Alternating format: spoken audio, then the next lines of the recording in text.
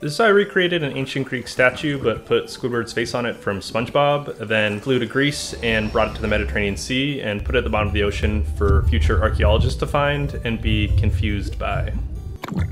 So the original discus thrower statue is lost to history. No one knows what happened to it. We only know about it through the Roman replicas that survived. And the original statue is thought to be lost somewhere in the Athenian Empire around 1500 years ago. If it was found, it would be between $100 and $500 million. So what I did was I took a picture of myself, then found a picture of a student ID from my local university and photoshopped my face on it and my name, Sunny Nobody, and said that I was an art student. Then I went and took that Photoshop file and I printed it out on my ID printer and made a fake student ID. Then I went to the local university bookstore and picked up a bunch of student apparel.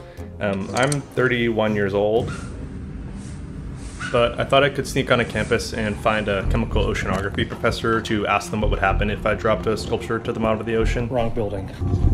You know if this is the Ocean Science building? No, go down east. Wrong building again. It's that building. I think I found a way in.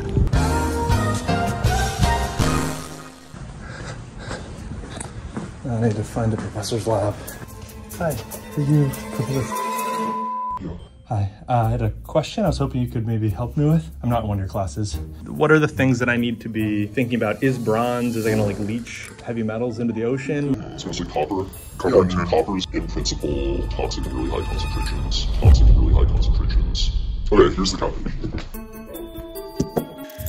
And I will dissolve 100 kilograms on average. This says 1 times 10 to the minus 1 times 10 to the minus 4. That's a million micro. I wouldn't bat 2 eyes about you dropping a hunk of bronze to the ocean floor somewhere from like an environmental perspective, but my follow-up to that is that I wouldn't want someone in a court of law. Of course, yeah. So after I got the approval of the scientist, I found a public domain 3D model online of the discus thrower and also of Squidward, and then I attached the two and put a fig leaf over his manhood. Then I modeled up a base for the sculpture to stand on. I ran into an issue though where I needed to figure out a way to attach the head and the neck seamlessly, so I hired a 3D modeler named Habtish and he was able to join the geometry. The next step was to figure out a way to actually make this thing real from a digital file, and for this I needed to find a foundry, and foundries are the people that make sculptures like this out of molten bronze. So I found a foundry in the US, but they quoted me $71,000. So I went online and I found this woman named Echo Fan who said that she worked for a foundry in China called Sintuo Sculpture Company. She said instead of $71,000, she could do it for $4,000. And then she convinced me, since it was so affordable, I should really buy two and I should put one underwater and put one above ground. And then she was like, well, I mean, you're still saving a lot of money, so why don't you also buy 230 small guys? And I was like, well, that's a good idea. And then she was like, well, shipping's $8,300, so why don't you just send me $24,956? And Sintuo in Chinese translates to trust, and so I sent them around 25 grand, and then I didn't hear anything from them. But then a bit later, I got these videos, and they also sent me the videos of the small guys being made. And so then I had the above ground sculpture and the small guys shipped to my studio in the US. At this point, I needed to figure out where I was going to actually install the underwater one in Greece, but I had no idea where I was going to do that, and I just knew that I wanted it to be somewhere within the old Athenian Empire where the original discus thrower was lost, but I didn't know anyone in Greece, so I just reached out to people on my Instagram and said, does anyone live in Greece and own a boat and want to help me with an art project? And eventually a Greek insider reached out to me and said that I could ship the underwater sculpture from China to his apartment in Greece, and he would help install. So Natty, who is my studio hand, and I flew from the US to Greece, and we just prayed that the sculpture would be there.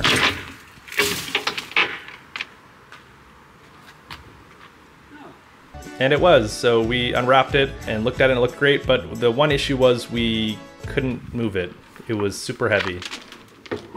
Let's see if we can get those lifting straps underneath it and see if you and I can lift it. So we got these furniture moving lifting straps that were each rated to 1,000 pounds, and with those we were able to still not move it. It was still too heavy and we could only move it like a foot. So we got a liftgate truck. Then we drove it through the tight streets. You're good on this side. And then went back and picked up the sculpture with a forklift.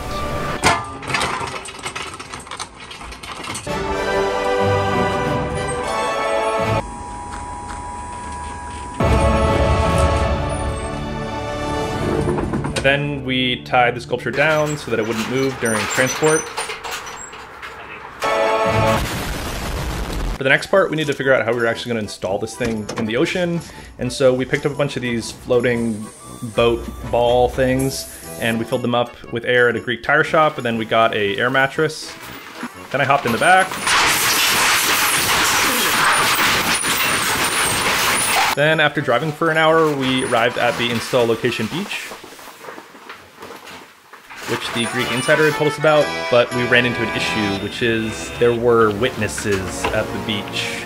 But we looked at their license plates, and one was from Romania, one was from Ukraine, and the last one was from Poland, and so we thought it wasn't super likely the police showed up, but then 10 minutes later, the cops did show up. But then they just rolled down their window, and I nodded at them, and then they nodded back, and then they left, so I don't know what that was about. We quickly unloaded the sculpture in case they came back, but even with 4 of us, we weren't really able to lift it because it kept trying to tip over on us, and it was made worse by the fact that between us we had 1 pair of flip-flops, 1 pair of sandals, and 2 Crocs. So we just tried desperately to lift it up without crushing our feet underneath this 500-pound Squidward sculpture. And with 4 of us and our hands on the sculpture balancing it, we were just able to lift it a couple inches off the ground and slowly move it down the beach. And then we moved it into the water. Then we went back and grabbed all the flotation devices and attached it to the back of the sculpture. And while this was happening, the Greek Insider was going and grabbing a boat for us. And so then we pushed over the sculpture and slowly lowered it down on top of the air mattress. Then we were able to swim the sculpture out to the boat, and then I hopped on top of the air mattress and tied a rope around it, and then we attached the rope to the boat so that we could drag it behind the boat to the final install location. But we ran into a problem, which was once we cut the rope, we were pretty sure that it was going to flip on its side, and we needed to figure out some way of having it land upright. But at this point, other boats were starting to arrive and sort of see what we were doing, and we just started having to move really fast. And so I swam down to check the depth, and then we just abandoned all hope and plan. I think we just start cutting. And just started cutting ropes randomly and praying that it would land upright.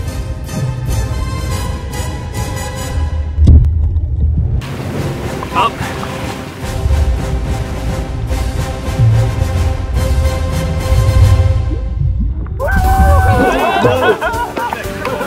Perfect. It felt perfect. And then just by absolute sheer luck, it ended up landing right side up. And then after it was down there, we swam down and picked up all the straps and little pieces of stuff that had fallen. For how deep it is, I'm not totally sure. I think maybe 25, 30 feet, something like that. And the exact location is officially a secret because we get permission from anyone to do this. But if you're an avid geoguesser, then you're welcome to try to find it. And with Squidward safely at the bottom of the Mediterranean Sea for future archaeologists to find and be confused by, we flew home and took delivery of the second sculpture, the above ground version of it, and we stuck it on a pallet rack and pushed it down the middle of the road past a very chill cop. And then we brought it to a photo studio about a quarter mile up the road from my art studio. And the way this is all working is the second above ground sculpture will be auctioned off. It's on my website for $4,001. And I've also got these miniature versions as well if you want a small Squidward in your house. And what we're doing for these is we're just doing a limited time release. So for 2 weeks, they'll be available. Then after that, they'll be gone forever. So if you want one of those, go pick them up on my website. The last thing we did here was we laser engraved all the people from the foundry, their name, and my name's Honey Nobody, and Natty's name. And yeah, that's the whole project. Thanks for watching.